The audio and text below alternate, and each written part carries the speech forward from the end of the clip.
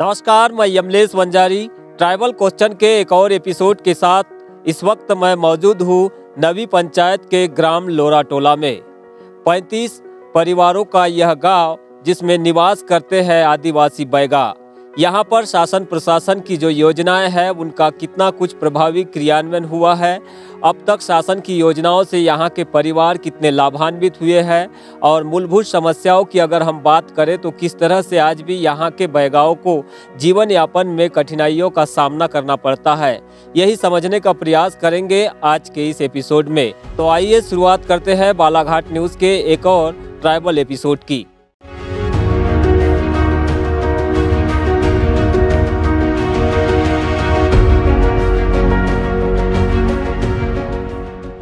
आदिवासी बैगा मूलतः जिन्हें पीवीटीजी का दर्जा मिला हुआ है भारत सरकार की ओर से, ऐसे बैगाओं के बीच हम निरंतर ट्राइबल एपिसोड के माध्यम से अपनी कवर स्टोरी प्रस्तुत कर शासन प्रशासन को उनकी विभिन्न समस्याओं से रूबरू कराने का निरंतर प्रयास कर रहे हैं। इस वक्त हम लोराटोला में मौजूद हैं। यहाँ पर कुछ जो है बैगा परिवार के समुदाय के जो लोग हैं हमारे बीच मौजूद हैं। इनसे हम चर्चा करते हैं और समझते हैं कि अब तक शासन की योजनाओं से कितना इन्हें लाभ मिल पाया है। क्या नाम है आपका? कुंवर सिंह दुर्वे। कुंवर जी, ये बताएंगे ये जो पंचायत के अंतर्गत ये गांव है लोराटोला, यहाँ पर अगर हम मूलभूत समस्याओं की बात करें तो कौन कौन सी समस्या है जिनका सामना रोजाना यहाँ के बैगाओं को करना पड़ता है? जी सर, इसमें तो ऐसा है, इनको थोड़ा सी ये जल का भी समस्या है।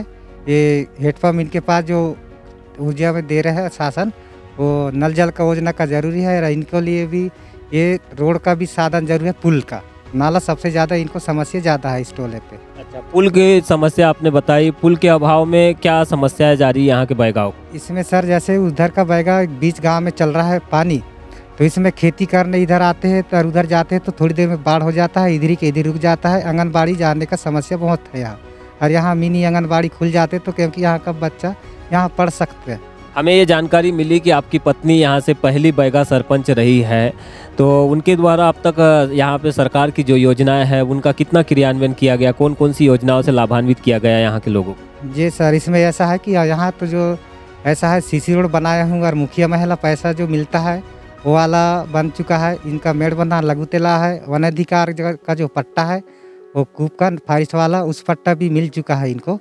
बाकी लोग को नहीं मिला है अभी, बाकी का तो मिला है, क्यों कम से कम यहाँ 15 पट्टा मिल चुका है। यहाँ वनाधिकार कानून का क्रियान्वयन पूरी तरह से नहीं हुआ है, यानी कि नहीं हुआ है सर, बाकी है सर। तो इसके लिए क्या प्रयास आप कर रहे हैं? इसमें प्रयास कर रहे हैं सर। इनका फाइल वाइल बनाए थे सर, बाद में फॉरेस्ट वाले इनको बोले कि अभी बाद में तुम्हारा बनेगा, पहले वाले को बना लेते हैं, ऐसे करके इन लोगों का फॉरेस्ट वाले साइन करने से बाकी ही रह गया। अच्छा, कितने बार आप कलेक्टर कार्यालय गए हो अब तक यहाँ की समस्याओं को लेकर? समस्या लेके सर मैं कम से कम 20-25 बार गया हूँ।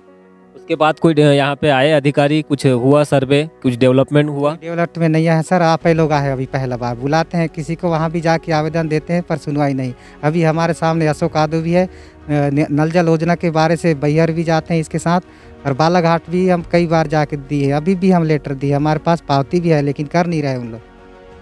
तो ये थे सरपंच प्रतिनिधि कुंवर सिंह बैगा। इनका कहना है कि सरकार की जो तमाम योजनाएं हैं उसका प्रभावी क्रियान्वयन करने के लिए उनकी पत्नी ने सरपंच रहते हुए काफ़ी हद तक काम किया। आधार कार्ड हो या फिर मनरेगा के तहत लोगों को रोजगार मुहैया कराने की बात हो, और इसके साथ ही राशन जैसी सुविधा का लाभ पहुँचाने का काम किया। लेकिन जो बड़ी समस्या है जिसमें यहाँ के बैगाओं को रोजाना सामना करना पड़ता है, जिसमें आवागमन की समस्या और साथ में बिजली की समस्या और पानी की समस्या, ऐसी समस्याओं का निदान नहीं हुआ है। इसके लिए उन्होंने लगभग 20 से 25 बार कलेक्टर कार्यालय की दरख्त पर जाकर अपनी हाजिरी दी है, पेशकश की है, लेकिन अभी तक वहां से प्रशासनिक लेवल पर किसी अधिकारी ने इस गांव में पहुंचकर कोई विशेष काम नहीं किया। लिहाजा आज भी यहां के बैगाओं की जो समस्याएं हैं बरकरार है। हमारे बीच एक युवा है मौजूद है जो कि काफ़ी पढ़े लिखे और शिक्षित है, यादव जी, जो कि भगवान डी के रहने वाले हैं और ये भी इसी पंचायत के अंतर्गत आते हैं। और ये कौन से पद पर है आप अभी? कुछ सर, मैं अतिथि शिक्षक शासकीय स्तर माध्यमिक विद्यालय पाथरी में पदस्थ हूँ अभी।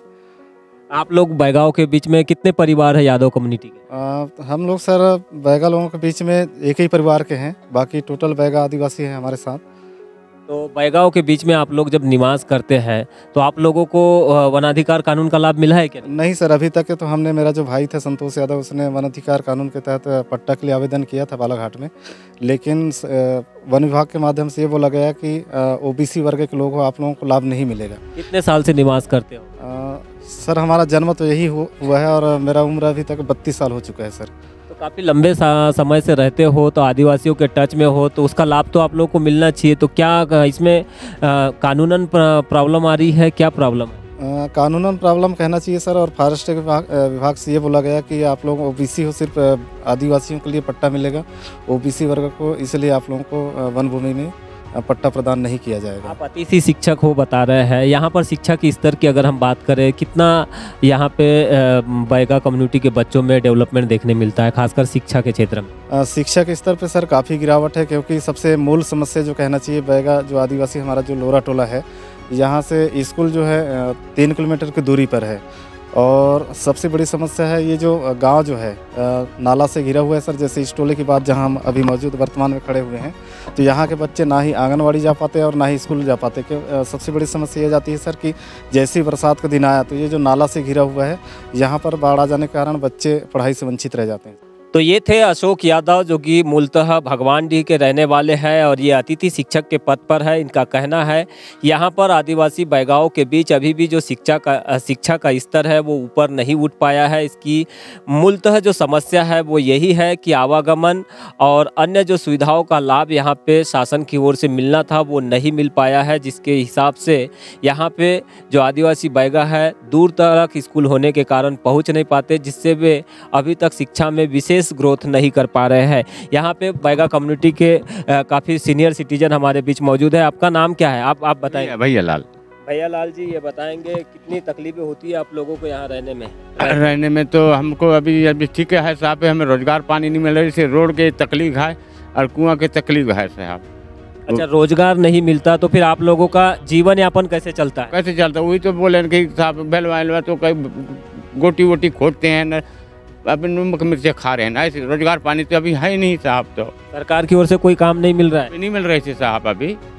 हाँ। जंगल से क्या क्या मिल जाता है आप लोगों को? वो जंगल में 4 गोटी मिल जाता है, भेलवा मिल जाता है, वो बेहड़ा मिल जाता है, हर्रा मिल जाता है, डारा पाना, वो सियार पत्ता वो भी मिल जाता है। तो उससे कुछ पैसा अर्निंग होती है, कुछ पैसे कमाई होती है? थोड़ा थोड़ा नमक मिर्चे फिरते आते हैं साहब।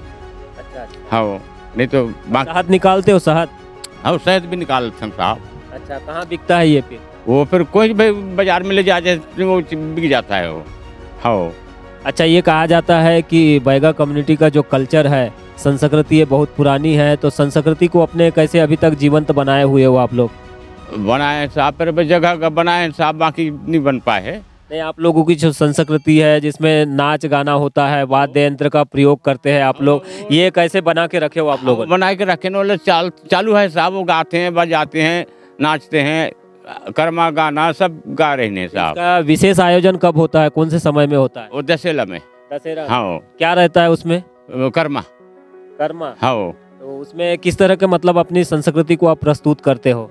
वो में साहब वो जैसे दिवाली आते तक तो बंद हो जाते हैं साहब। अच्छा। हाँ। अच्छा, और बैगा कम्युनिटी के जो बच्चे हैं अगर शादी लायक हो जाते हैं तो उनका कैसे मतलब शादी का आयोजन होता है इधर? शादी हम थोड़ा बहुत दारू वारू बनाथन साहब और जाथन लाथन और खाए पी के वहाँ ले आथन ला के यहाँ मंडा कराथन। अच्छा। हाँ। लड़की पहले ढूंढने जाते हो क्या बाद में?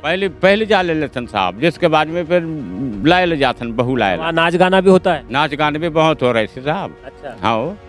क्या नाम आपका? भैया लाल।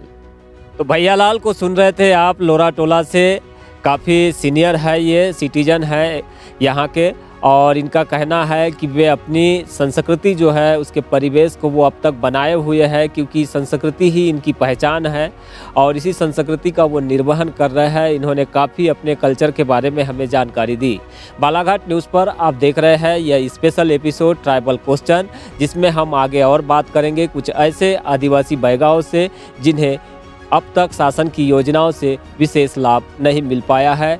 यहाँ तक कि यहाँ के लोग जो रोजगार के अभाव में बाहर पलायन करते हैं, उनकी क्या कुछ स्थिति है, उस पर भी हम समझने का प्रयास करेंगे।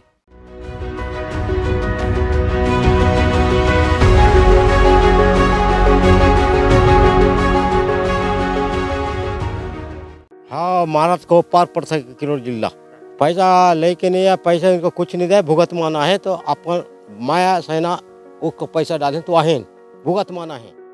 और क्या समस्या है आप लोगों की? मेरे को वो हेडपम्प चाहिए। कहाँ पर? वो टेकरा दिख रहे हैं उधर मेरे मकान तरफ। तो आपका अकेले का घर है क्या और भी नहीं, घर? 4-5 मकान है वहाँ।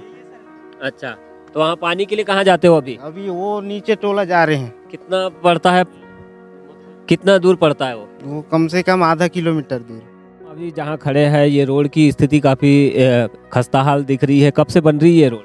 ये तो 5 साल हो गए, इसमें रोड बने ही नहीं रहा। अब बनते बनते रुक गई। क्या वजह बताए? इसमें वजह तो मेरे को इतना पता नहीं है कि कहीं गाड़ी जला दिए, कुछ कर दिए, कोई इतना मेरे को पता है। कब जलाए थे गाड़ी? ये अभी दिसंबर महीने में। उसके बाद से काम बंद है। लेकिन 5 साल से बता रहे हैं आप, तो 5 साल में रोड नहीं बन पाई क्या? कितना किलोमीटर रोड है ये 5 किलोमीटर की। 5 किलोमीटर 5 साल लग गए। कौन सा ठेकेदार काम कर रहा है? संजय विके अग्रवाल है गाँव। हमें जो जानकारी मिली है उसके अनुसार छत्तीसगढ़ के एक ठेकेदार है संजय अग्रवाल, उनके माध्यम से आदिवासी क्षेत्रों में अधिकांश जो सड़कें हैं PMGSY के तहत निर्माण करना है उन्हें, लेकिन उनकी लापरवाही गंभीर देखने मिल रही है। हर जगह यही हाल है सड़कों का। उनके द्वारा बनाई जाने वाली अधिकांश सड़कें अभी तक पूरी नहीं हुई है। हम इस बारे में ज़रूर प्रशासन से बात करेंगे और ये जानने का प्रयास करेंगे कि इनके द्वारा जो लापरवाही इन क्षेत्रों में सड़कों के निर्माण में खासकर बरती गई है उसको लेकर क्या कुछ एक्शन प्रशासन के द्वारा लिया जाता है। चाहे सड़क की बात हो, बिजली की हो या पानी और आवागमन जैसी सुविधा, यहाँ पर अब तक कोई विशेष काम नहीं हुआ है। ऐसा नहीं है कि सरकार के द्वारा आदिवासियों के कल्याण के लिए और विकास के लिए कोई बजट जारी नहीं किया जाता हो।